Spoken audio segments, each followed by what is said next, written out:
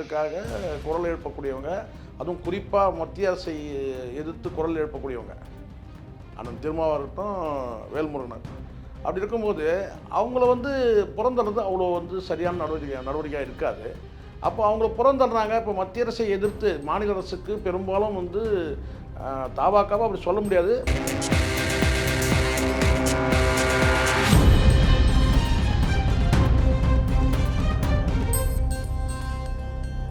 தமிழ்நாட்டு நலனுக்காக பலமுறை வந்து பாராளுமன்றத்தில் குரல் எழுப்பியிருக்கிறாரு, மத்திய அரசை எதிர்த்து இருக்கிறார். அப்போ இந்த சுச்சுவேஷனில் வந்து ஒரு தேர்தல் நேரத்தில் அவங்கள வந்து நீங்கள் புறந்தள்ளுறதுன்றது, அவங்கள பலவீனப்படுத்துறதுன்றது மத்திய அரசுக்கு வந்து பார்த்திங்கன்னா ஏதோ ஒரு வகையில் வந்து இது சாதகமாக தானே முடியும். தளபதி மு.க. ஸ்டாலினுக்கு இவங்க தளபதியாக இருக்கணும் தானே. அப்போ நீங்கள் எல்லா கட்சியுமே நீங்கள் வந்து விசிகா உட்பட வந்து அடுத்த கட்டமாக வந்து வேல்முருகன், கம்யூனிஸ்டுகள், இவங்க எல்லாருமே நீங்கள் வந்து ஒரு வகையில் இந்த சீட்டு எண்ணிக்கையில் வந்து நீங்கள் வந்து அவங்கள சீட்டு எண்ணிக்கையை குறைக்கிறது அல்லது அவங்க கேட்குறதுல வந்து கொஞ்சம் குறைஞ்சபட்சம் பேச்சுவார்த்தை மூலமாக கொஞ்சம் முன்னேறி போயிட்டு கொஞ்சம் வந்து சமரசமாக முடிக்காமல் அவங்கள வந்து புறந்தள்ளுறதுன்றது வந்து திரும்ப என்ன முடிவெடுப்பார்ன்றது தெரியல. ஆனால் வந்து கடுமையான விமர்சனங்கள் வந்து அண்ணன் திருமா மீதே வைக்கிறாங்க. என்னென்னா உரிமையோடு வைக்கிறாங்க, கோபமாக திட்டலை, ஆவேசமாக திட்டலை. கடந்த காலத்தில் இவ்வளோ விசுவாசமாக இருந்து கூட இவங்க வந்து நம்ம கேட்குற சீட்டை கொடுக்கலையே. ஏன்னா அங்கே காலமாக அந்த கட்சியில் இருக்கிறவங்களுக்கு வந்து அடுத்த கட்டமாக வளர்ச்சியை நோக்கி பயணம், அப்போ தானே சார் என்கரேஜ், அப்போ தானே வந்து ஊக்கமும் உற்சாகமும் இருக்கும். முதல்வரே வந்து எங்கள் டைரெக்டாக எங்ககிட்ட வந்து ரொம்ப ரெக்வஸ்ட் பண்ணி கேட்குறாரு அப்படின்னு மார்க்சிஸ்ட் கமிஷனும் சரி, இந்தியன் கமிஷனும் சரி, திரும்ப அவர்களும் வந்து வீடியோவில் அப்படி தான் சொன்னார். டைரெக்டாக முதல்வர் அவர்களே வந்து நம்மக்கிட்ட ரொம்ப கோரிக்கை வைக்கிறாரு அப்படின்றது. ஸோ இதை வந்து ஸ்டாலின் அவர்கள் நிஜமாலே இது இப்படி ஒரு நல்ல ஹேண்டில் பண்ணுறாரா? இப்படி ஹேண்டில் பண்ண எனக்கு தெரிஞ்சு இதெல்லாம் வந்து பெரிய எண்ணெய் கிரிய எண்ணெய் அதெல்லாம் சும்மா வார்த்தைகளை விடக்கூடாது. இதுதான் சிக்கல். வெளியே போகிறதுன்னு முடியாயிடுச்சுன்னா உடனே பெரிய எண்ணெய். ஏன் முன்னாள் நாள்லாம் சின்ன தம்பியாக இருந்தாரா? நான் கேட்குறேன். உலகெங்கிலும் வாழும் மெட்ராஸ் மெயில் நேயர்களுக்கு வணக்கம். இன்று நம்மோடு இணைந்திருப்பது அரசியல் விமர்சகர் திரு ஷேக்வாரா அவர்கள்.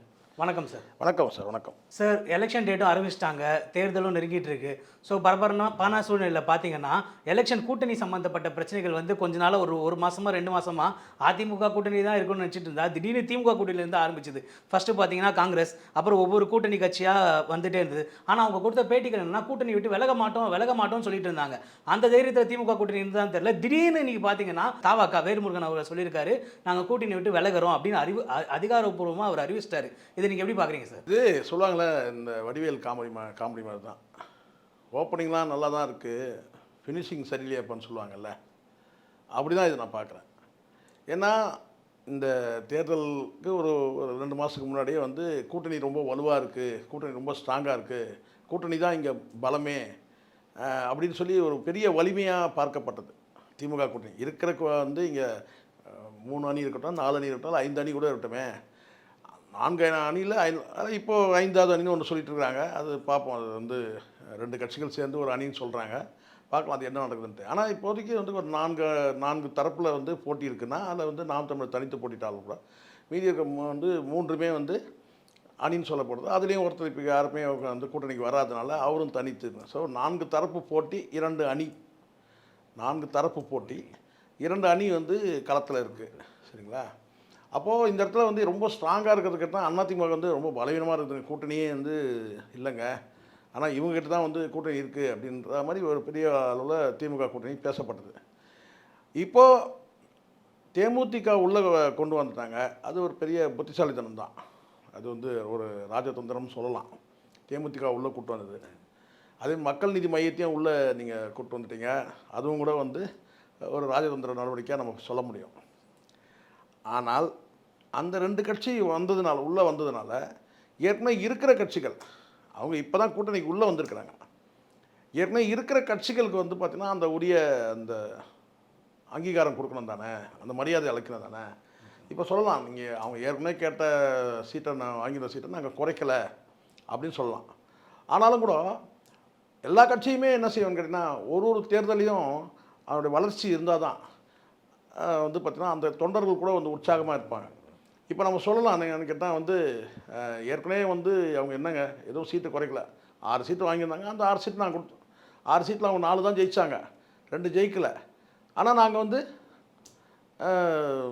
அதுக்கு தேவையான சீட்டை நாங்கள் வந்து பார்த்திங்கன்னா இப்போது நாங்கள் அதே சீட்டை நாங்கள் 6 சீட்டை கொடுக்குறோம் அப்படின்னு சொல்லலாம். அந்த வெற்றி தோல்வி இல்லைனாலும் கூட கடந்த முறை 6 சீட்டு கொடுத்தாங்கன்னா அடுத்த முறை அந்த கட்சி வளர்ச்சி அடைஞ்சிருக்குதுன்றத வந்து அந்த தொண்டர்களுக்கு சொல்கிறதா இருக்கட்டும், அல்லது மக்களுக்கு தெரிவிக்கிறதா இருக்கட்டும், அடுத்த கட்டமாக அவங்களுக்கு வந்து ஒரு எண்ணிக்கையில் வந்து கூடுதலாக வழங்குறது தான் சரியாக இருக்கும் இல்லையா? நான் சொல்கிறது நீங்கள் தாபாக்காவுக்காக இருந்தாலும் சரி, என்ன விசிகாவுக்கு இருந்தாலும் சரி, இப்போ கடந்த முறை ஒரு சீட்டு கொடுத்தீங்க, இப்போ கூடுதலாக அந்த கட்சி வளர்ந்துருக்குன்னா அப்போ கூடுதலாக இன்னொரு சீட்டு கொடுக்கறது தான் நியாயமானதாக இருக்கும். அப்போ தான் அவங்க கட்சி வளர்ச்சி அடைஞ்சிருக்குன்றது பொருள் எடுத்துக்க முடியும். ரெண்டாவது வந்து 5 ஆண்டு காலம் வந்து ஒரு எம்எல்ஏவாக பணியாற்றி இருக்கிறாரு வச்சுங்க. இப்போ வந்து அண்ணன் திருமா வந்து கடந்த வந்து 2 முறை வந்து பாராளுமன்ற உறுப்பினராக இருந்திருந்தால் கூட அடுத்த கட்ட கட்சி வளர்ச்சி அடைஞ்சிருக்குன்றதை வந்து எப்படி நம்ம வந்து எடுத்துக்க முடியும்? இப்போ அங்கீகாரம் பெற்ற கட்சி ஆயிடுச்சு. இப்போ அடுத்த கட்டம் வந்து கூடுதல் சீட்டு பெற்றால் தானே வந்து அந்த அங்கீகாரத்தை தாண்டி இந்த கட்சி வந்து அடுத்த 3 ஆண்டுகளில் வந்து இந்த அளவுக்கு வளர்ந்துருக்கு. ஏன் அந்த முன்னா அந்த அங்கீகாரம் பெற்றதுலேருந்து நான் சொல்கிறேன். ஸோ அங்கீகாரம் பெற்ற பிறகு வந்து அதோட வளர்ச்சி இருக்குன்றத புரிஞ்சிக்க முடியும்.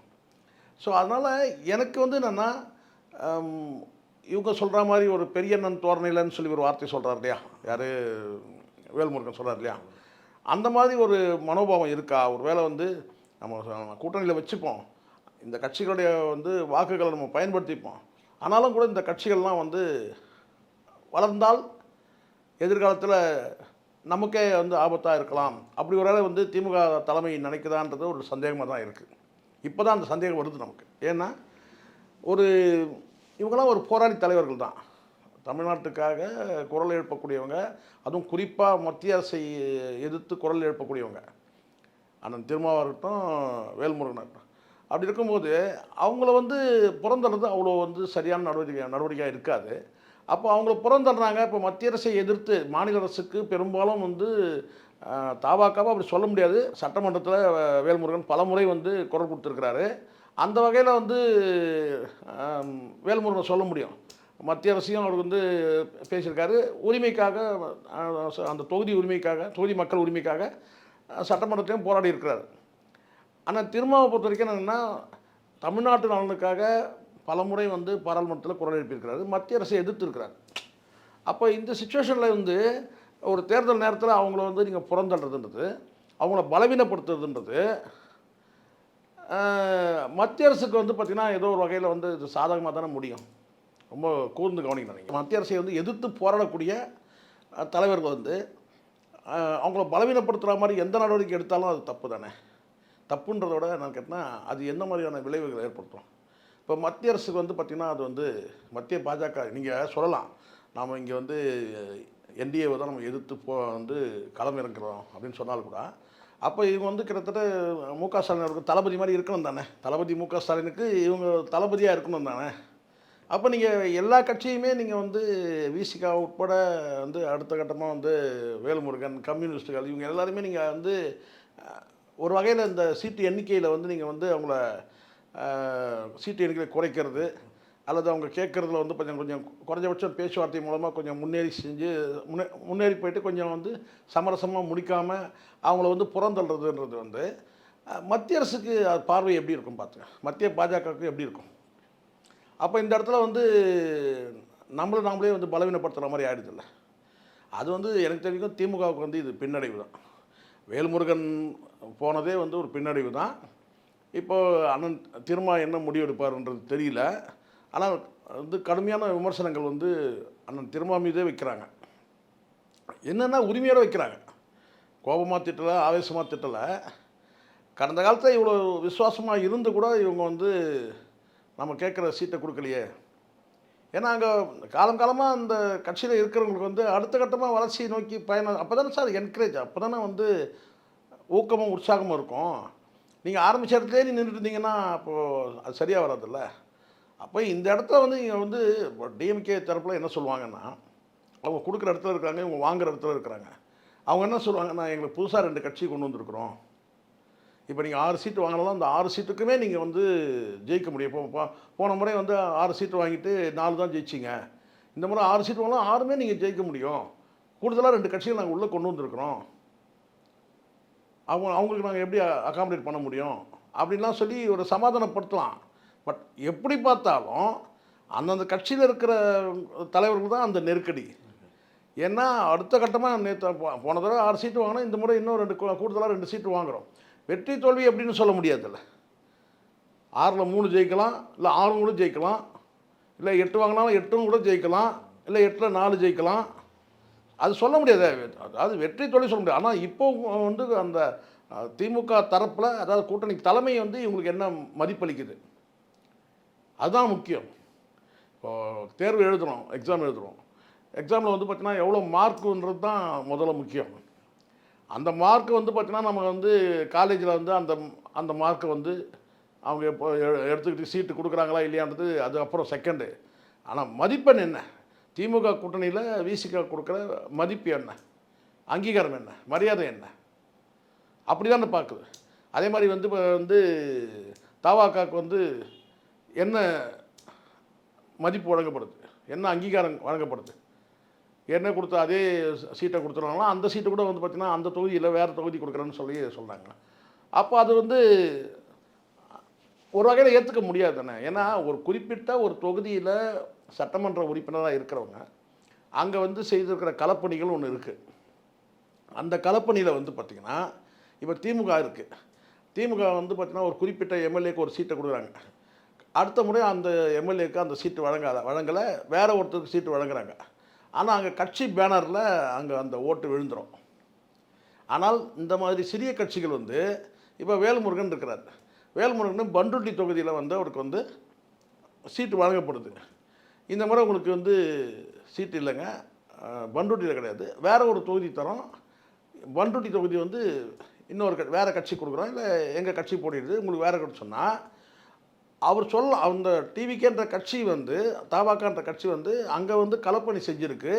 அதுவும் சிங்கிள் மெம்பர் அவர். அப்போ அந்த இடத்துல வந்து வேறு ஒரு தொகுதியை கொடுத்தீங்கன்னா அவர் எப்படி வந்து அங்கே போயிட்டு ஸ்கோர் பண்ண முடியும்? அப்போது வெற்றி எடுத்து சொல்ல முடியாதுல்ல. ஏன்னா வேலை இங்கே தானே செஞ்சுருக்காங்க. இப்போ ஆலூர் ஷானவாஸ் இருக்கிறாரு, அவர் நாகப்பட்டினத்தில் அவர் ஜெயிச்சார். அந்த தொகுதிக்கான அந்த மக்கள்கிட்ட வந்து அவர் நன்மதிப்பை பெற்றிருப்பார், அதுக்காக இரவு பக்கம் உழைச்சிருப்பார். இந்த முறை உங்களுக்கு நாகப்பட்டினம் கிடையாதுங்க, உங்களுக்கு வேறு ஒரு கொடுக்குறோன்னு சொன்னால் இந்த கட்சிகளுடைய வளர்ச்சி வந்து தமிழ்நாடு முழுவதும் கிடையாதுல்ல. அதை முதல்ல புரிஞ்சுக்கணும்ல. தவாகாவாக இருக்கட்டும், விசிகாவாக இருக்கட்டும், தமிழ்நாடு முழுவதும் உள்ள கட்சி கிடையாது, குறிப்பிட்ட பகுதிகளில் உள்ள கட்சி. அதான் சிறிய கட்சின்றதை அவங்க ஏற்கனவே பல முறை சொல்லியிருக்காங்க, நாங்கள் சிறிய கட்சி அப்படின்னா. அப்போ அந்த சிறிய கட்சியோடு நீங்கள் சேர்த்துக்கிறீங்கன்னு சொன்னால் என்ன, அவர் ஏற்கனவே வந்து அவங்க பணியாற்றி இருக்கிற அந்த தொகுதியில் தான் அவங்களுக்கு கொடுத்தா தான் அது கம்ஃபர்டபுளாக இருக்கும். இல்லைன்னா ஜெயிக்க முடியாது. நீங்கள் சொல்லலாம், நான் நீங்கள் கேட்ட சீட்டு கொடுத்துட்டோம், 6 சீட்டு கொடுத்துடும், 8 சீட்டு கொடுத்துட்டோம். தாவாக்கா கூப்பிட்டு நீங்கள் கேட்டுருந்தீங்க, ஒரு சீட்டுன்னு கேட்டீங்க, 2 சீட்டுன்னு கேட்டேன், கொடுத்துரும். ஆனால் இங்கே போட்டிடாதீங்க, அங்கே போட்டிட்டீங்கன்னா அங்கே அவங்களுக்கான அந்த பிரதிநிதித்துவம் இல்லாமல் இருக்கலாம், அங்கே வந்து ஆதரவான மக்கள் இல்லாமல் இருக்கலாம். எப்படி பார்த்தாலும் இதெல்லாம் வந்து சாதிய அடிப்படையிலாக கொண்ட கட்சி தான் சார் தாவாக்கா. நீங்கள் சொன்னால் கூட போராளி வேல்முருகனாக இருந்தாலும் சரி, போராளி திருமாவளவனாக இருந்தாலும் சரி, அடிப்படையில் வாக்குகள் அந்த லேயர் இருக்குல்ல, அந்த லேயர் வந்து பார்த்திங்கன்னா வந்து ஏழை எளிய மக்கள், ஒடுக்கப்பட்ட மக்கள் தானே. கண்டிப்பாக அந்த வாக்கள் தானே பெற முடியும். அவரை கொண்டு போயிட்டு வந்து இந்த தென் மாவட்டங்களில் ஒரு தொகுதியை கொடுத்து இங்கே போய் நில்லுங்கன்னு சொன்னால் சரியாக வருமா? அது நான் கேட்குறேன். இப்போ சிதம்பரம் இப்போ இன்றைக்கி இப்படி சொல்கிறீங்க, நான் 2029 உங்களுக்கு சிதம்பரம் தொகுதி தர முடியாது, சிதம்பரத்தில் நீங்கள் நிற்காதீங்க, வேறு எங்கேயாவது உங்களுக்கு ஒரு தொகுதி தரேன்னு சொன்னால் எப்படி இருக்கும்? ஒரு பேச்சுக்கு சொல்கிறேன் நான். அப்படி தானே இருக்குது. ஏற்கனவே இருக்கிறத அப்படியே மெயின்டைன் பண்ணணும். ஏன்னா அங்கே வேலைகள் நடந்திருக்கு, நீங்கள் ஆளுங்கட்சியாக இருந்திருக்கிறீங்க, எதிர்கட்சியாக இருந்தால் கூட சொல்லலாம். பட் ஆளுங்கட்சியாக இருந்ததுனால அங்கே வந்து பார்த்தீங்கன்னா வந்து அந்த ஆளுங்கட்சி அந்த இன்ஃப்ளூயன்ஸில் வந்து பல வேலைகள் மக்களுக்கு செஞ்சுருக்கலாம், மக்கள்கிட்ட ஒரு நல்ல பேர் எடுத்துருக்கலாம். அது பண்ருட்டியாக இருக்கட்டும், அது நாகப்பட்டினமாக இருக்கட்டும், அல்லது எஸ்எஸ் பாலாஜி போட்டியிட திருப்பூராக இருக்கட்டும், மொத்தம் அங்கே வந்து பார்த்தீங்கன்னா விசிகாவில் இருக்க சட்டமன்ற உறுப்பினர் அங்கே வேலை செஞ்சுருக்காரு. அதுக்கப்புறம் விசிகா தலைவர் முடிவு பண்ணணும் அந்த இடத்துல யார் வந்து கேண்டிடேட்டு, எஸ்எஸ் பாலாஜி திருப்பூரில் போட்டிடுறாரா அல்லது வேறு ஒருத்தருக்கு அந்த சீட்டு வழங்குறாங்களா, அதேமாதிரி ஆலூர் ஷானவாஸ்க்கே கொடுக்குறாங்களா அல்லது வேறு யாருக்காவது கொடுக்குறாங்களா, அது வந்து அந்த கட்சி முடிவு பண்ண போகுது இல்லையா. அப்போது இந்த இடத்துல வந்து ஏதோ ஒரு வகையில் திமுக வந்து ஒரு உள்ளடி வேலை செய்யுதுன்ற மாதிரி தான் நமக்கு தெரியுது. ஆனால் நல்லா போயிட்டு இருக்கும்போது வருத்தமாக இருக்குது நமக்கு. என்னென்னா இன்றைக்கி வந்து எப்படியாவது கால் ஊனலான்னு நினைக்கக்கூடிய பாஜகவுக்கு இவங்களே வந்து பார்த்திங்கன்னா வந்து கேட்டை திறந்து விட்றாங்களோ ஒரு வேலை, தங்களை தாங்களே வந்து கூட்டணி வந்து பலவீனப்படுத்திக்கிறாங்களோன்ற மாதிரி தான் இருக்குது. அது நேற்றைய தினம்லேருந்து இந்த கூட்டணி வந்து ஒரு ஆத்மார்த்த கூட்டணியாக கூட இல்லை. சொல்லுவாங்க இல்லையா, கரங்கள் இணைந்தது இதயம் இணையலை. இப்போ எல்லாருமே வந்து ஒரு வருத்தத்தோடு தான் இருக்கிறாங்க. கூட்டணியில் இருக்கிறவங்க அத்தனை பேருமே வந்து ஒரு வருத்தத்தோடு இருக்கிறாங்க. கம்யூனிஸ்டுகளுக்கும் அந்த வருத்தம் இருக்குது. இன்னும் அடுத்தடுத்து சீட்டு இன்னும் வந்து ஒதுக்கீடு செய்யும்போது ஏற்கனவே இப்போ புதுசாக வந்த கட்சிகளுக்கு கூட வந்து பார்த்திங்கன்னா அவங்க கேட்குற தொகுதி கொடுக்காம இல்லை வேறு ஏதாவது தொகுதி அதில் வந்து தள்ளுமுள்ள இருக்கும்போது ஒரு சிக்கலான விஷயந்தான் இது. உண்மையிலேயே ஒரு பெரிய கட்சி பல கட்சிகளோட கூட்டணி வைக்கும்போது கொஞ்சம் சிக்கலாக தான் இருக்கும். நான் இல்லைன்னு இது வந்து நம்ம சொல்லிடலாம், வெளியிலேருந்து நம்ம சொல்லிடலாம், சிக்கலாக தான் இருக்கும். பட் அங்கே உள்ளே போய் வந்து பார்த்திங்கன்னா அங்கே பார்த்தோன்னா தான் அங்கே என்ன நிலவரன்றது நமக்கு தெரியும். ஆனாலும் கூட வந்து இவங்கள விட்டுறக்கூடாது. இது விட்டாங்கன்னா மைனஸ் தான் திமுகவுக்கு. இல்லை சார், இப்போ தொகுதி விஷயம் மாறுறதுன்னு நீங்கள் சொல்கிறீங்க. இப்போ ஒரு தொகுதியை வந்து கான்ஸ்டண்ட்டாக ஒரே கட்சிக்கு கொடுத்துட்டு இருந்தா அந்த கட்சிக்காக அந்த தொகுதிக்கு வேலை செஞ்ச டிஎம்கே காரங்க இருப்பாங்க இல்லையா, திமுக காரங்க, அவங்களுக்கு ஒரு மனசு கஷ்டம் இருக்கும் இல்லையா, என்னடா நம்ம உழைச்சிக்கிட்டே இருக்கோம், நம்ம கட்சி தான் ஆட்சிக்கு இருக்குது, ஆனால் தொடர்ந்து கூட்டணி கட்சிக்காரங்களே வந்துட்டு இருக்காங்களே அப்படின்னு. நீங்கள் கேட்குறது கரெக்ட் சார். இது ஒரு 40 சீட்டு இருந்தால் நீங்கள் சொல்லலாம் சார். கொடுக்கறதே 4 சீட்டு. நீங்கள் ப்ராக்டிக்கலாக யோசிங்க. இந்த வெற்றின்றது இப்போது விசிகாவோட வெற்றி திமுகவோடைய வெற்றி, தவாக்காவோட வெற்றி திமுகவோட வெற்றி தான். ஏன்னா எப்படி இருந்தாலும் அவங்களுக்கு வந்து சட்டசபையில் வந்து உங்களுக்கு வந்து பார்த்திங்கன்னா இந்த பெரும்பான்மை கிடைக்கிறதுக்கு தானே இந்த கட்சியில் நீங்கள் சேர்க்குறீங்க. நீங்கள் சாலிதான் நீங்கள் 140 150 சீட்டு ஜெயிச்சுடுவீங்கன்னு சொன்னால் நீங்கள் கூட்டணி கூட மாட்டீங்களே. அந்த 140 சீட்டு ஜெயிக்கிறோம், 118 சீட்டு நீங்கள் ஜெயிக்கணும் இல்லையா. 118 சீட்டு நீங்கள் ஜெயிக்கணும்னா அப்போ வந்து என்ன செய்யணும்னு கேட்டால் இந்த கட்சிகளெல்லாம் சேர்த்துக்கணும். அந்த அடிப்படையில் தான் நீங்கள் சேர்க்குறீங்க. அப்போ ஆட்சி அதிகாரத்துக்கே வந்து பார்த்தீங்கன்னா இந்த சிறிய கட்சிகள் உங்களுக்கு பயனாக இருக்கும்போது நீங்கள் வந்து என்னென்னா கொஞ்சம் காம்ப்ரமைஸ். இப்போ நீங்கள் ஒரே 40 சீட்டாக இருந்ததுன்னா நீங்கள் சொல்லலாம், ஒவ்வொரு சீட்டுக்கு ஒரு இந்த கட்சிகள் 30 சீட்டு கொடுக்குறாங்க, 40 சீட்டு சொன்னால் ஏங்க போன தடவை இந்த வாங்க நீங்கள் இப்போ ஒரு 30 தொகுதி கொடுக்குறாங்கல்ல, அந்த தொகுதியில் மாற்றி போட்டிடுங்க அப்படி சொல்லலாம். நீங்கள் கொடுக்கறதே இங்கே 6 தான். அந்த 6லேயே நீங்கள் இந்த தொகுதி வேண்டாம், போன முறை நீங்கள் இந்த தொகுதி வேறு தொகுதி கொடுக்குறோம் அப்படின்னு சொன்னால் அப்போ தோற்கக்கூடிய அந்த அந்த சொன்ன அந்த வாய்ப்பை வந்து நீங்களே ஏற்படுத்தி தரீங்கன்ற மாதிரி ஆகிடுச்சுல்ல. அதானே இருக்குது. இப்போது ஏற்கனவே வந்து ஒரு சீட்டு கொடுக்காம இப்போ ஃப்ரெஷ்ஷாக கொடுக்க போகிறீங்க குடும்பம் கேட்டால் இப்போ இவங்க கேட்குறாங்க, எங்களுக்கு நாகப்பட்டினம் கொடுங்க, இல்லை ஏதோ ஒரு குறிப்பிட்ட தொகுதியை கேட்குறாங்க, சைதாப்பேட்டை தொகுதியை கொடுங்க எங்களுக்குன்னு சொல்லி கேட்குறாங்கன்னா, முதல் முறை கேட்டாங்கன்னா நீங்கள் சொல்லலாம், சார் ஏற்கனவே எங்கள் கட்சி ஆளுங்க அங்கே வந்து போட்டிகிட்ருக்குறாங்க, இப்போ வந்து நீங்கள் வந்து கேட்டிங்கன்னா வந்து எங்கள் உள்ள கட்சிக்குள்ளே இதுவாகிடும் அப்படின்னு சொல்லலாம். ஆனால் கூட்டணி வந்தால் எப்படி இருந்தாலும் ஒரு சீட்டை வந்து நீங்கள் சாக்ரிஃபைஸ் பண்ண, அதாவது தியாகம் பண்ணி தான் ஆகணும். அப்போ நீங்கள் என்ன பண்ணுறீங்கன்னா இந்த இடத்துல ஏற்கனவே போட்டின்ற இடத்துல வந்து பார்த்தீங்கன்னா இங்கே இந்த முறை இங்கே கிடையாது, நீங்கள் வேறு இடத்துல போட்டிட்டுங்கன்னு சொன்னால் அப்போ என்ன ஆகும். இப்போ அப்படி தான் அங்கே நடந்துகிட்டு இருக்குது இப்போ திமுக தரப்பில் வந்து. ஆனால் ரொம்ப காம்ப்ளிகேஷன் சார், ரொம்ப சாதாரணமாக வெளியில் வந்து சொல்லிட முடியாது. பட் ரொம்ப சிக்கல் தான். ஏன்னா ஊரில் இருக்க ஊறப்பட்ட கட்சி வந்துருச்சு, அதில் உள்ளுக்குள்ளே சின்ன சின்ன கட்சிகள் நிறைய வந்துருச்சு, ஒரு சீட்டு கட்சிகள் நிறைய இருக்குது. மாவட்ட அளவில் இந்த ஒரு சீட்டு கொடுக்கும்போது தெரியும் பாருங்கள், வெளியில் வரும்போது தெரியும், ஒரு சீட்டு கட்சிகள் நிறைய ஆயிடுச்சு. அப்போ அங்கே அந்த டிஃப்ரென்ஸும் பார்க்க ஆரம்பிச்சிட்டாங்க.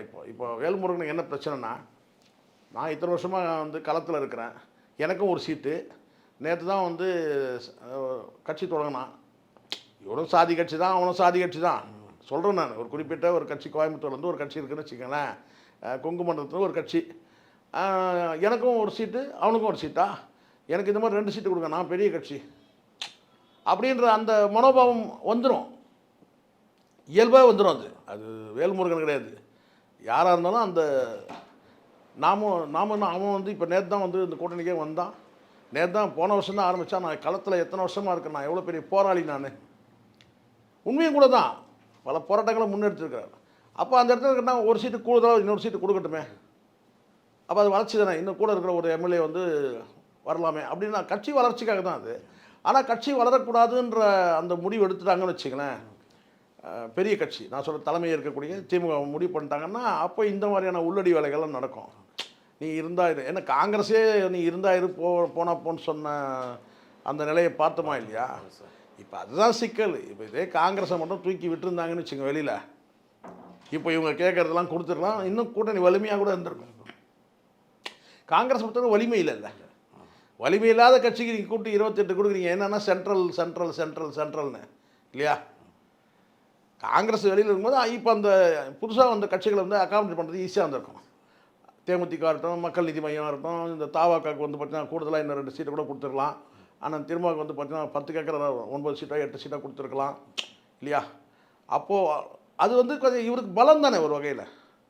ஏன்னா எப்படி இருந்தாலும் வந்து அடுத்த 5 ஆண்டு காலத்துக்கு நீங்கள் ஆட்சிக்கு வந்தீங்கன்னா வந்து உங்களுக்கு வந்து வெண்சாமரம் வீச போகிறாங்க. அதனால தானே இப்போ அனுபவிக்கிறாங்க இல்லையா? உண்மை தானே, இது மறக்க முடியாதுல்ல. அது யாராவது இருக்கட்டும், பாரபட்சம்லாம் பண்ணணும், விசுவாசத்தை லிமிட்டாக காட்டணும், ஓவராக காட்டினீங்க இது இல்லையா? அதோட விளைவு இப்போது வந்து எப்போவுமே வந்து அரசியல் கட்சிகளாகட்டும் தனி மனிதராகட்டும் நமக்கான அந்த சுய கௌரவத்தையும் சுய உரிமையையும் விட்டு கொடுக்கக்கூடாது. விட்டு கொடுத்தோம்னா, விட்டு கொடுத்து விசுவாசத்தை காட்டினோம்னா இது மாதிரி நிலை தான் வரும். அது வந்து வேல்முருகனாக இருக்கட்டும், நம்ம பாரபட்சமாக சொல்கிறோம். வேல்முருகனும் பல கட்டங்களில் வந்து கேள்வி கேட்க வேண்டிய சட்டமன்றத்தில் சண்டை போட்டதெல்லாம் இருக்கட்டும், அவருக்கும் அப்பாவுக்கும் நிறைய வார்த்தை போரெலாம் நடந்திருக்கு. ஆனாலும் வந்து பார்த்தீங்கன்னா வந்து வெளிப்போராட்டங்களில் வந்து பார்த்தீங்கன்னா பெருசாக வந்து பார்த்தீங்கன்னா இந்த 5 ஆண்டு காலத்தில் வந்து பெரிய அளவில் சொல்ல முடியாது. அவரும் வந்து பார்த்தீங்கன்னா வந்து ஒரு ஆதரவாக தான் போயிட்டு இருந்தார். ஆனால் திரும்ப வந்து ரொம்ப விசுவாசமாக போயிட்டு இருந்தார். ஆனால் விசுவாசத்துக்கும் ஆதரவுக்கும் என்ன நிலைமைன்றது இன்றைக்கி தெரியுது பார்த்தீங்களா? அப்போ இந்த இடத்துல அவங்களோட இருப்பை தக்க வைக்கிறதுக்கு அவங்களுடைய உரிமைகளை விடாமல் அவங்க இருந்திருக்கணும். விட்டதுடைய விளைவு இப்போ வந்து கலங்கிறதும் கண்ணீர் விடுறதும் பயனற்றது தானே.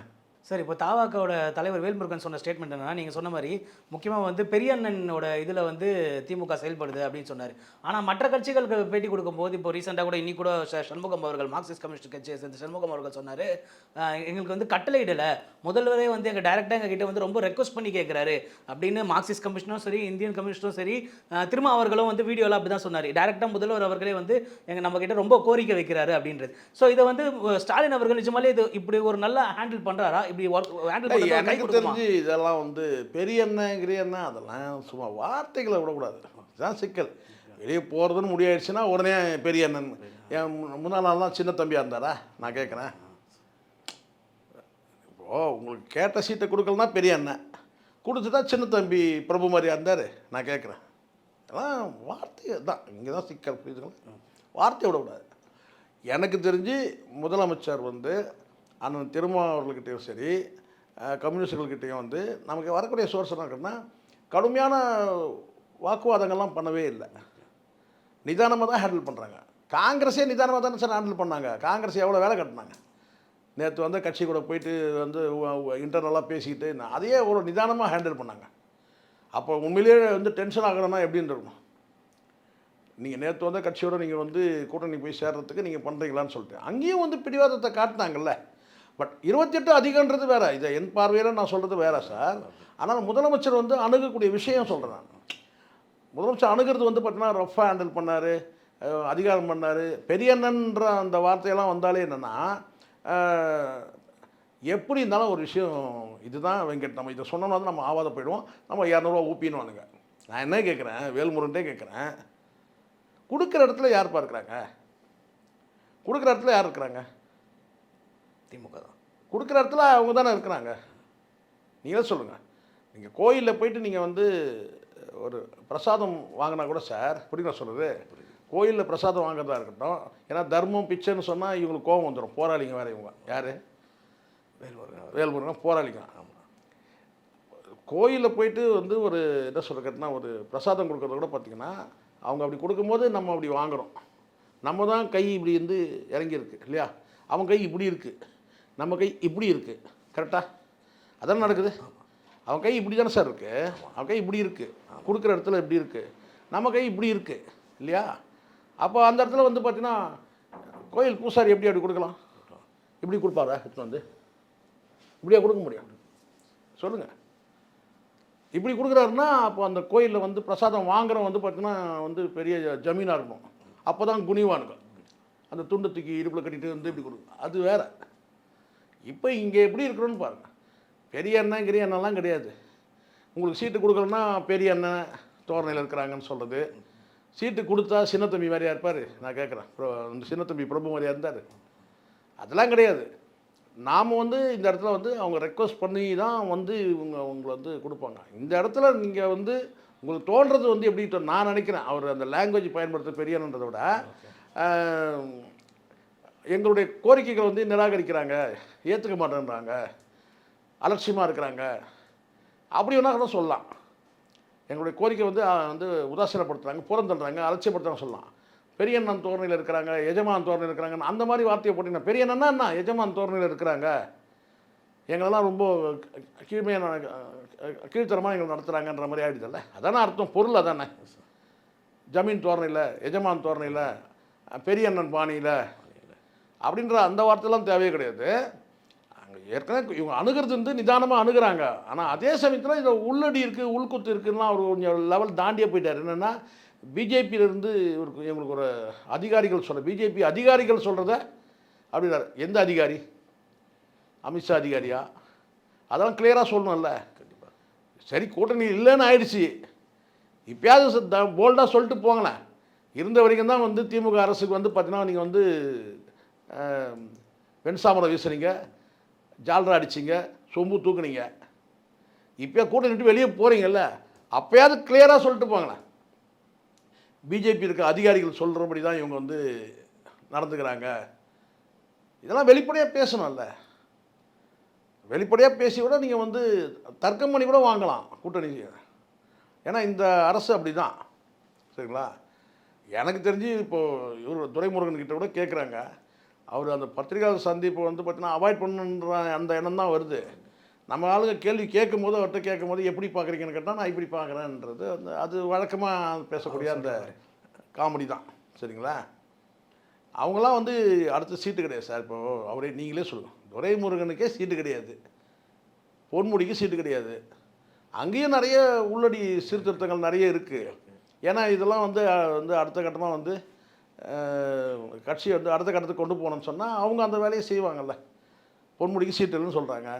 மூத்த தலைவர்கள்லாம் பல பேருக்கு சீட்டு இருக்கிறதுக்கான வாய்ப்பு இல்லை இல்லையா? அப்போ அவர்கிட்ட போயிட்டு வந்து வேல்முருகன் இப்படி சொல்கிறாரு, நீங்கள் அதை எப்படி பார்க்குறீங்கன்னு சொன்னால் அவர் மனசுக்குள்ள நினைப்பார், யோ எனக்கே சீட்டு இல்லை, இது நீங்கள் ஒரு என்கிட்ட வந்து கேட்டுருக்கீங்க.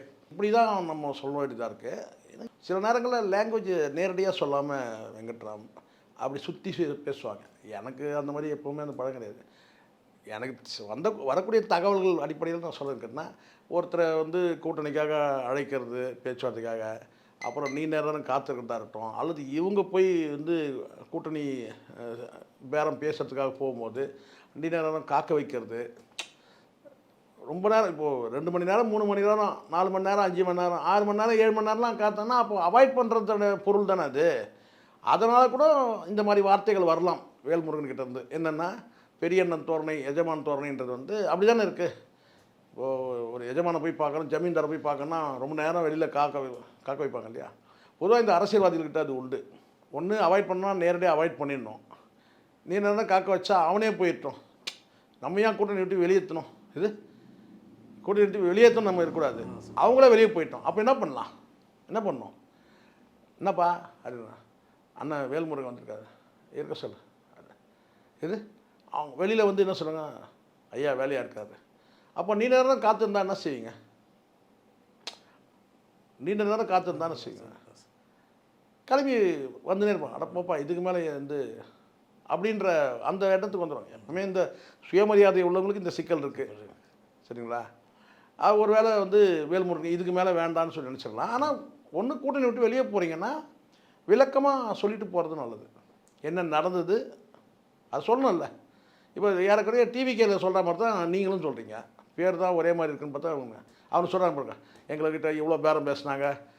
தலைவர் வந்து சொல்லுவார் நாங்கள் பேச்சுவார்த்தை நடத்தலைன்னு சொல்லுவார். எதிர்கட்சியில் யார்கிட்ட பேச்சுவார்த்தைன்னா அவரு என்ன சார் பேசலைன்னுவார். அப்புறம் இவர் சொல்கிறார் கேட்டேன் 90 சீட்டு முதலமைச்சர் துணை முதலமைச்சர் கேட்டாங்கன்னு சொல்லுவாங்க. அப்படி தானே இருக்குது. நீங்களும் வந்து பார்த்தீங்கன்னா நீங்கள் என்ன கேட்டீங்க, அவங்க என்ன தரேன்னு சொன்னாங்க, என்ன மறுத்தாங்க, எதுக்காக நீங்கள் பெரியண்ணன் தோரணைன்னு சொல்கிறீங்க, இதெல்லாம் விளக்கமாக சொல்லணுமா இல்லையா? இதெல்லாம் எதுவுமே சொல்லாமல் வந்து நாங்கள் கூட்டணி விட்டு வெளியே வந்துட்டோம், பெரிய அண்ணன் தோரணையில் நடந்துக்கிறாங்கன்னு சொன்னால் நமக்கு ஒன்றும் புரியாதுல்ல. இப்போ அதே மாதிரி தான் அண்ணன் திரும்பவும் வந்து எனக்கு தெரிஞ்சு இந்த லவ்வர்ஸ் எல்லாம் பிரிஞ்சுட்டாங்கன்னா அந்த புலம்பல் இருக்கும் பாருங்க, அந்த மாதிரி தான் இது இருக்குது. நான் பார்த்த வரைக்கும் நான் சொல்கிறேன். அந்த புலம்பல் வந்து எப்படிங்கன்னா, இப்போ ஒரு வார்த்தை சொல்கிறாரு, இங்கே ஊக்கப்படுத்துறதுக்கு யாரும் தயாராக இல்லை, யார் ஊக்கப்படுத்தலை, யார் ஊக்கப்படுத்தலைன்னு சொல்லணும். அவரே வந்து வேல்முருகன் வெளியே போயிட்டார், கூட்டணி விட்டு வெளியே போயிட்டார். இவர் கூட்டணியில் உள்ளே இருந்துக்கிட்டு இன்னும் கூட கூட்டணியில் உள்ளே இருந்துக்கிட்டு என்ன சொல்கிறாருன்னா, என்னை ஊக்கப்படுத்தலை, எங்களை யாரும் ஊக்கப்படுத்த மாட்டாங்க, இங்கே வளர்ச்சியை வந்து தடுக்கிற வந்து எண்ணிக்கை அதிகமாக இருக்குது, இப்படிலாம் சொல்லும்போது இன்னொரு கட்சியில் என்ன சொல்கிறான், பாவம் அவர் கண்ணில் தண்ணி தாங்க வரல, யார் ஆதவர்ஜுனா சொல்கிறான், அவர் கண்ணில் தண்ணி தாங்க வரல அப்படின்றது. ஸோ இதெல்லாம் பார்க்கும்போது வெங்கட், நான் நினைக்கிறது என்னென்னா, திமுக கூட்டணி வந்து ஃப்ராக்ஷன் ஆகிடுச்சு. சார் நீங்கள் ஃப்ராக்ஷன் சொல்லும்போது ஒரு ஞாபகம் வருது. கிட்டத்தட்ட 2019 நாடாளுமன்ற தேர்தலும் சரி, சட்டமன்ற தேர்தலும் சரி, உள்ளாட்சி தேர்தலும் சரி, இது வரைக்கும் வந்து திமுக கட்சியில் வந்து புதிய கூட்டணி கட்சிகள் ஆட் ஆகி தான் நம்ம பார்த்துருக்கோம். நியூஸ் பெருசாக முறிவுன்னு வந்த மாதிரி நம்ம எதுவுமே பார்க்கல. ஃபார் த ஃபர்ஸ்ட் டைம் இப்போ தான் வந்து பெரிய முறிவுன்ற தாவாக்கான்ற கட்சி பெரிய முறிவுன்ற செய்தி வந்திருக்கு. இது வந்து மற்ற கூட்டணி கட்சிகளுக்கும் வந்து வெளியில் போகலாம் அப்படின்ற ஒரு புஷுக்கு ஒரு ஸ்டார்டிங்காக ஆரம்ப புள்ளி இல்லை. இதோட திமுகக்கு இதனால் ஒரு பெரிய இழப்பு ஏற்பட வாய்ப்பு இருக்குது. ஒரு மாதம் இருக்குது சார். இன்னும் வந்து தொகுதி பங்கீடு வந்து முடிஞ்சு வெளியாகலை இன்னும், சரிங்களா? இது ஆரம்பத்தில் ஒரு கட்சி வந்து வெளியேறுது, இன்னொரு கட்சி வெளியேறலாமான்னு ஏதோ யோசனையில் இருக்கிற மாதிரியும் தெரியுது. வெளியேறினா நமக்கு என்ன, இப்போ அவரை பற்றியே ஒரு சீட்டு, அந்த ஒரு சீட்டு போயிட்டு அவர் வெளியில் போய் சுயேட்சை நிற்கிறாரு, நிற்காமல் போகிறாரு, துணிஞ்சு எடுத்துட்டார் முடிவு. ஆனால் என்ன எம்எல்ஏ இருக்க முடியாது அவ்வளோதானே அப்படின்னு சொல்லி அவர் வெளியே போகிறாருன்னு வச்சுங்க, சரிங்களா? வெளியே போயிட்டார். இப்போ இங்கே என்னன்னு கேட்டிங்கன்னா வந்து, இவங்க இப்போ கரண்ட் எம்பி 29 கணக்கு சேர்த்து யோசிக்கணும். அவருக்கு அந்த கவலை இல்லை, யாருக்கு, வேல்முருகனுக்கு அந்த கவலை இல்லை. இப்போ நம்ம வெளியில் வந்துட்டோம்னா 29 நம்ம நிலைமை என்ன? ஏன்னா இந்த எம்பி பதவின்றது, இந்த எம்எல்ஏ பதவியெல்லாம் வந்து ஒரு அதிகாரமுள்ள பதவியாக வந்து நினைக்கிறாங்க. ஒரு அதிகாரமுள்ள பதவினா அது மூலமாக ஒரு பொலிட்டிக்கல் ப்ரொடெக்ஷன் இருக்குது, கட்சிக்கு இருக்குது, கட்சியில் இருக்கிற தொண்டர்களுக்கு இருக்குது, என் தலைவர்கள் இருக்குது, எல்லாருக்குமே வந்து ஒரு ப்ரொடெக்ஷன். ஒரு எம்பி பதவின்றது ஒரு பாதுகாப்பு, ஒரு அதிகாரம்ன்றது அது ஒரு பெருமையாக நினைக்கிறாங்க, கௌரவமாக நினைக்கிறாங்க. அப்போ இவங்க வந்து ஆனால் திரும்பவுக்கு என்ன பிரச்சனைனா, இது தொடர்ந்தால் 29 வந்து எம்பி எலெக்ஷன் இருக்குல்ல, இது அப்படியே தானே எதிரொலிக்கும். இப்போ இந்த கூட்டணி அன்னைக்கு இருந்த அந்த மக்கள் நல கூட்டணிக்கு மூளையாக இருந்து செயல்பட்டார் பாருங்கள், அந்த திருமாவளவன் இப்போ இல்லை. அது நீங்கள் கவனத்தில் எடுத்துக்கணும். அன்றைக்கி வந்து ஜெயலலிதான்ற ஒரு தலைவர் இருந்தாங்க, இங்கே இல்லைனா அங்கே, அங்கே இல்லைனா இங்கேன்றாங்க. ஒரு கட்டத்தில் வந்து பார்த்திங்கன்னா ரெண்டுமே தேவையில்லைன்னு சொல்லி இப்போ தான் யோசனையும் வருது. என்னென்னா, மக்கள் நல கூட்டணிக்கு வந்து மூளையாக செயல்பட்டது அண்ணன் திருமா, ஆனால் டானிக்லாம் வந்து ஜெயலலிதா கிட்டேருந்து போச்சுன்ற ஒரு டாக் இருக்குது. ஓகே, ஒரு டாக் இருக்குது. ஆனால் இப்போது வந்து மக்கள் நல கூட்டணி வந்து கட்டுற அளவுக்கு இன்றைக்கி எனர்ஜி சக்தியுள்ள தலைவர்கள் யாரும் இல்லை. விஜயகாந்த்னு ஒருத்தர் இருந்தார், கட்டினாங்க. இங்கே அந்த மாதிரி கட்டுறதுக்கான வாய்ப்பு இல்லாமல் போயிடுச்சுல்ல. வந்த ஒரு தலையும் தற்கொலையாக இருக்குது. விஜயகாந்தா இல்லை, விஜய் தானே இருக்கிறான். இது விஜயகாந்த் வந்தாக்கா இன்னும் மக்கள் நல கூட்டணி உருவாகும் இல்லையா? இது வந்து ஒரு தற்கொலை விஜய் வச்சுக்கிட்டு செய்ய முடியுமா? இங்கே ஊரே வந்து தேர்தல் கலைபுரத்தில் இருந்து உனக்கா எனக்கான அடிச்சுட்டு இருக்காங்க சீட்டில். இதெல்லாம் விட்டு வளைகாப்பில் போய் உட்காந்துருக்கிறான் மும்பையில்னு சொன்னால் அவன் ஒரு தலைவன், அவனை நம்பி ஒரு மக்கள் நல கூட்டணி ஆரம்பிக்க முடியுமா? முடியாது. அவர் எங்கே போனாலும் தானாக கூட்டம் சேருது, நாங்கள் சொல்லிக்கிட்டே இருக்க வேண்டியது தான். அதெல்லாம் அரேஞ்ச் பண்ண கூட்டம் இது அங்கே இருக்குது. சொல்கிறேன் நான், தலைமைக்கு அழகு இல்லை. நான் எதுக்காக சொன்னால், ஒரு தலைமை இப்போ விஜயகாந்த் இருந்தாருன்னா ஒரு தலைமைக்கு வந்து என்ன செய்யணும்னா ஒரு மக்கள் நல கூட்டணி, ஒரு கூட்டணி உருவாக்கலாம்பா அப்படின்றதுனால அந்த மக்கள் நல கூட்டணி வந்து வாக்குகளை பிரித்தாங்கன்னா அது யாருக்கு சாதகம்ன்றது அதிமுக சாதகம் வந்ததுனால அதிமுக வந்து டானிக் போச்சு இல்லை. ஒருவேளை அந்த சம்பவத்தை மனசை வச்சுக்கிட்டு ஒருவேளை இப்போ வந்து ஏதாவது பழி வாங்குறாங்களான்ற அந்த சந்தேகமும் இருக்குது தான் செய்யுது நமக்கு. சொல்கிறேன், நான் பொதுவாக சொல்கிறேன். ஆனால் எனக்கு தெரிஞ்சுக்கிட்டேன்னா திமுகவுடைய அரசியல் ராஜதந்திரத்தில் ஒரு பின்னடைவுன்னு நான் நினைக்கிறேன். இந்த கட்சிகள் வெளியேறது, நான் சொல்கிறது வேல்முருகன் வெளியேறிட்டார், கன்ஃபார்ம் ஆகிடுச்சு. அடுத்தது வந்து விசிகாவுக்கு என்ன நிலமன்றது தெரியல. ஏன்னா இது கடுமையான விமர்சனங்கள் வந்து கட்சியினரே வைக்கிறாங்க அண்ணன் திருமா மீது. எதிர்கட்சியில் இருக்க மாற்று கட்சியில் இருக்கிறவங்க இதுதான் நேரம்னு சொல்லிட்டு நீங்கள் ரொம்ப சொம்பு தூக்குனீங்க இது ஆயிடுச்சு அப்படின்னு நிறைய விமர்சனம் வைக்கிறாங்க. நமக்கு அந்த எப்போவுமே நான் ஒரு சாஃப்ட் கார்னர் உண்டு எனக்கு எப்போவுமே. இந்த போராளி தலைவர்கள்கிட்டலாம் எனக்கு வந்து ஒரு சாஃப்ட் கார்னர் உண்டு. ஸோ இவங்களாம் வந்து ஒரு சுயமரியாதையோடு இருக்கணும்னு நினைக்கிறாங்க. அதுக்கு ஒரு பங்கம் ஏற்படும் போது நம்ம வந்து அதை எள்ளி நகையாட முடியாது. அது நல்ல நாகரிகமும் கிடையாது. பார்க்கலாம், பொறுத்து வந்து பார்க்கலாம். இவங்களுக்குள்ள வந்து இந்த அணி மேலும் வந்து திமுக அணி வந்து பிளவுபடுமா? ஏன்னா இப்போ கூட்டணி ஃப்ராக்ஷன் தான் சொல்லியிருக்கோம், புரோக்கன் ஆகலை இல்லையா? அப்போ இந்த முறிவு வந்து சரி பண்ண முடியுதா என்னன்னு சொல்லி பார்க்கலாம். நிச்சயமாக சார், இங்கே வந்து உட்காந்து உங்களோட நேரத்தை ஒதுக்கி உங்களோட கருத்துக்களை எங்கள் கூட பகிர்ந்ததற்கு ரொம்ப நன்றி சார். நன்றி சார்.